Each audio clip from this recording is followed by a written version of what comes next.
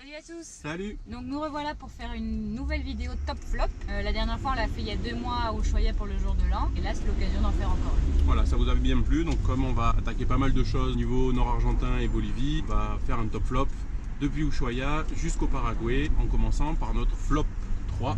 Et après on fera notre top 3. Bien sûr on vous rappelle, Audrey ne connaît pas mes tops et mes flops. Et je ne connais pas ses tops et ses flops.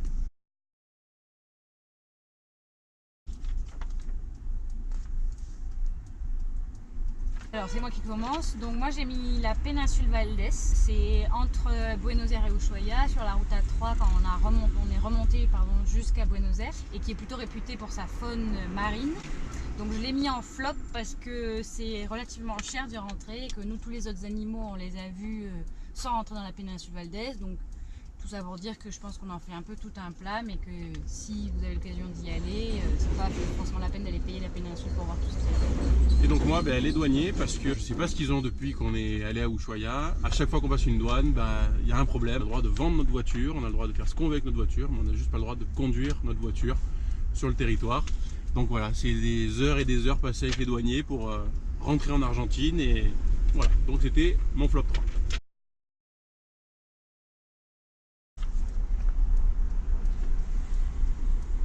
Donc les moustiques. Depuis qu'on est parti d'Ushuaïa, on n'arrête pas de monter en chaleur et on augmente la quantité de moustiques. Donc comme on dort dans le camion, on est obligé d'ouvrir les fenêtres pour pouvoir dormir parce que sinon il fait vraiment trop chaud.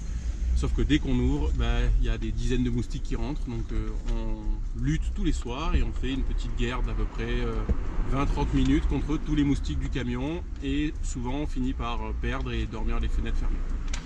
Moi c'est la taille de l'Argentine, vraiment trop grand comme pays. Pour nous qui voyageons en van, on a passé quand même beaucoup d'heures dans le camion à faire des kilomètres où il n'y a pas grand chose à voir à part du désert. Aussi bien de Ushuaïa jusqu'à Buenos Aires que la toute première fois qu'on est passé en Argentine pour descendre en Patagonie. C'est vraiment un pays trop grand.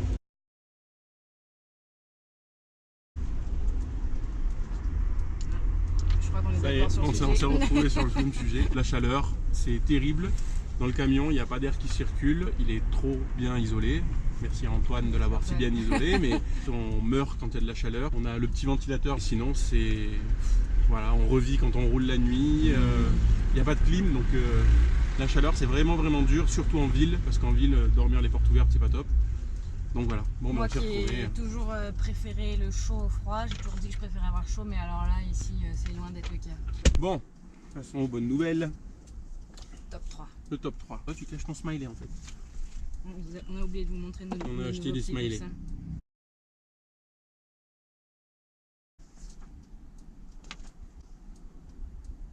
Ah vas-y, penguins. Donc moi j'ai mis les pingouins, on a vu le sud de la péninsule Valdés. Grâce à l'Overlander, on a trouvé une petite pinguinera, donc un élevage de pingouins. Et enfin, j'ai juste été impressionnée parce que déjà il y en a une quantité absolument incroyable. Et surtout ils sont vraiment à côté de nous, on marche sur des passerelles et ils passent sous nous juste à côté. On pourrait vraiment les toucher, bon on les a pas touchés parce qu'il ne faut pas les gêner, mais j'ai trouvé ça quand même assez incroyable. Moi Iguaçu, je le mets dans le top parce que mine de rien, même si c'est touristique, ça reste pas moins un truc fabuleux à voir. Quand on est arrivé le matin, il n'y avait pas grand monde dans le circuit où on était, voire même personne. De voir ça, c'est hyper sympa. Iguaçu dans mon top 3. Bon, moi j'ai un peu triché, Cédric il va pas être trop content, je crois, mais... Alors effectivement elle a triché parce qu'on a bien dit qu'on devait mettre des lieux. Parce que moi par exemple j'ai mis un lieu de Buenos Aires, alors j'aurais pu mettre toute la ville de Buenos Aires. Moi j'ai mis une région, ça englobe les chutes d'Iguaçu et les missions jésuites qu'on a visitées, tout est à côté. La région est très belle, bon les chutes d'Iguaçu, Cédric vous en a parlé, c'était vraiment chouette. Les missions moi j'ai beaucoup aimé, c'est chargé d'histoire et même si tout n'est pas forcément hyper restauré, c'est assez sympa. Et la région est belle parce qu'elle est très verte, la terre est rouge partout, donc moi j'ai bien aimé. Donc moi j'ai mis la Bombonera, c'est le stade de Boca Juniors, donc un des clubs de Buenos Aires. Bon, ça parlera plus aux garçons qu'aux filles, mais la sensation quand on rentre dans ce stade et pendant tout le match, ça n'a rien à voir avec ce qu'on peut trouver en France. Tout un stade qui suit un groupe de supporters et du coup ça fait vraiment un truc à l'unisson dans tout le stade.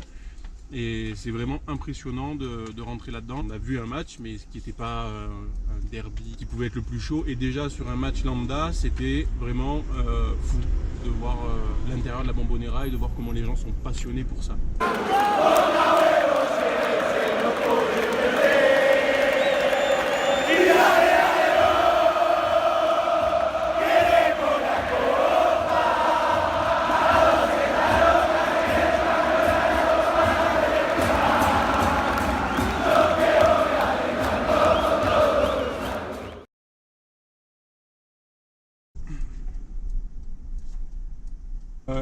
C'est le même endroit. C'est le même endroit, ouais. Donc Torres del Paine, et moi c'était une balade en particulier dans Torres del Paine. On a vu plusieurs choses dans le parc, parce qu'on a passé 3 jours, et moi c'est grâce à celle-là. Une longue balade qui monte beaucoup, mais on était déçus de ne pas avoir vu le Fitzroy à Echalten, en Argentine. Et là vraiment, celle-là, ça ressemble à arriver en haut, et on a eu le temps, et il n'y avait pas trop de monde.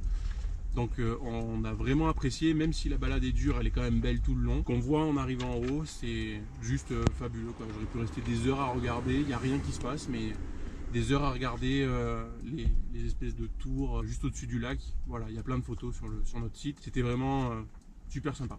Moi je rajoute juste parce que du coup moi j'ai mis tout le parc. On a fait tout le parc en voiture. Et ben, on a des photos juste magiques, quoi. Le parc est magnifique, les torres, donc les montagnes qui sont au milieu, sont vraiment incroyables.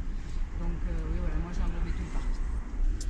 Voilà. Donc voilà, on espère que ça vous a plu. On en refera un autre dans 1 mois et demi ou 2 mois, en fonction de ce qu'on fait. Si ça vous plaît, n'hésitez pas à nous le dire. À bientôt. Bisous.